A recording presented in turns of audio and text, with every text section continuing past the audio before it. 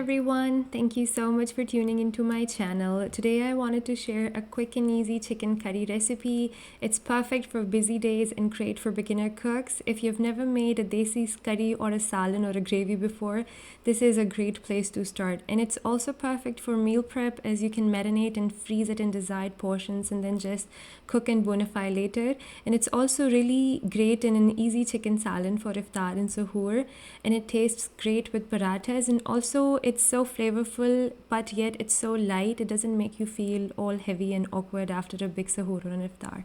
So let's get started with the recipe, but before that, please do consider subscribing to my channel and giving this video a big thumbs up. So the first thing you'll need is chicken. I'm using boneless chicken breasts, which are the easiest and fastest to cook. You can also use thighs as well, the chicken thighs. And I had about 500 grams of boneless chicken, to which I added 2 to 3 heaped tablespoons of yogurt, 1 tablespoon heaped of ginger garlic paste. And I used regular spoons, the one we used to eat our food with. And then I added a teaspoon each of coriander and cumin powder, 1/8 teaspoon turmeric powder, half teaspoon garam masala, half teaspoon red chili powder, half a teaspoon of black pepper, salt to taste. And I'm also using fenugreek leaves, which is optional, but I just love the taste of it, so I like to rub a little bit in my hands and add it to this chicken. And then all you have to do is marinate it. At this point you can decide to freeze it as part of your meal prep, and you can also freeze it with added fried onions to make things even easier and faster for you later. So I added about 2 to 3 tablespoons of oil in a pan or a pot.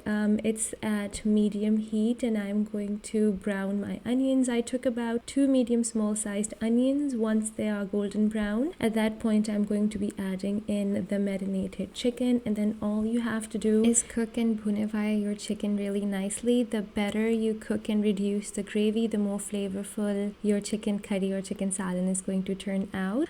So initially just let them cook, because if you try to move your spoon too much, you might end up breaking the chicken pieces. And you may also make variations of this chicken curry. Once the chicken is fully cooked, you can even add vegetables of your choice. I personally sometimes love adding frozen or canned peas or potatoes into this. It really tastes amazing. You might have to adjust the spices a little bit if you want to make it a bit more spicy, but otherwise it works great. So all you do now is cook it. I also added a little bit of water because my chicken curry was getting a little stuck to the bottom, so I added maybe about a 1/3 cup of water into this. And you have to reduce this. You'll see once it's completely reduced, you'll see that the onions will start to disappear and kind of integrate into the gravy, and you'll also see that oil is starting to seep out. There will be bubbles. It's gonna start vigorously bubble all around, and there's going to be oil seeping out, which means you have done a very good job of reducing and bonifying your gravy. If you want, you can garnish it with some more fenugreek leaves, fresh chopped julienne ginger and fresh chopped coriander is amazing on this as well. Serve it with naans and parathas or even chapati, and also with rice. It's also pretty good with rice. So that was all for today's video and recipe. Do try it out and let me know how it turns out for you. And if you try it, please do comment below and share your recreations with me on my Instagram page, which is by the same name, the homemaker baker _ falakalik. Until next time, the homemaker baker over and out.